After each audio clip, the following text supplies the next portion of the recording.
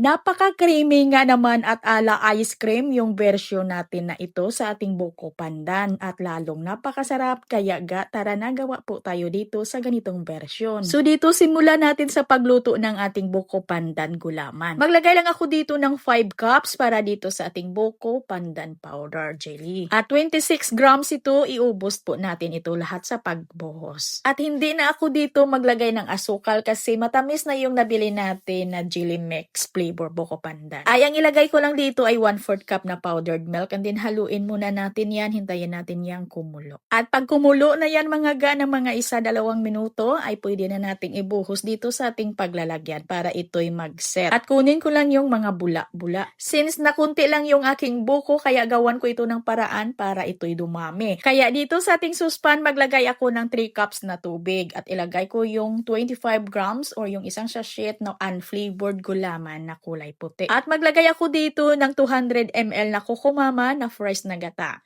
At lagyan ng 1/3 cup white sugar at 1/4 cup powdered milk. At haluin yan agad at hintayin itong kumulo. At isang kulo lang ay pwede na natin itong ilagay sa ating paghahulmahan. At isit aside muna natin ito, dito naman tayo sa ating sago. So dito sa ating saucepan, meron na tayong tubig at maglagay ko ng 1 cup na sago. Hintayin lang talaga natin ito'y lumambot ha, yung ating sago, pero haluin lang natin ito ng paminsan-minsan para hindi didikit sa ilalim, para hindi tayo dito magkaroon ng makapal na tutong. May katagalan talaga lutuin yung sago at dito nga ay hindi pa luto, kaya nagdagdag ako dito ng tubig.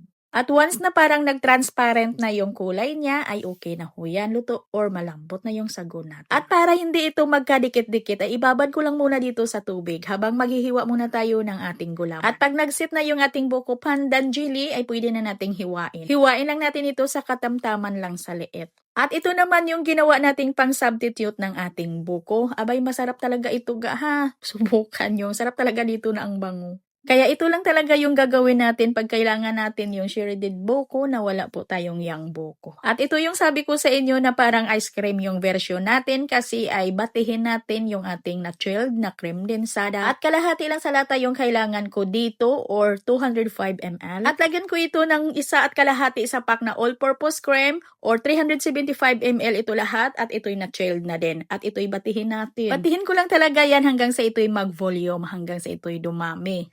At ihalo na natin dito yung ating buko pandan at sinala ko ito ha para mawala yung tubig. At pati yung ating kukumama na niluto na ginawa nating substitute ng ating buko ay sinala ko din. At meron naman ako ditong tunay na buko pero nasa 2 cups lang ito. Kaya sabi ko sa inyo, konti lang yung buko natin, kaya ginawa natin ng paraan. At ito na din yung sago natin ha, na-drain na natin yung tubig. Naglagay ako dito ng 1 lata or 390 grams na condensed milk. Dito mga ga, pwede kayong mag-add ng cheese ha, yung hiwain nyo lang ng pack cubes.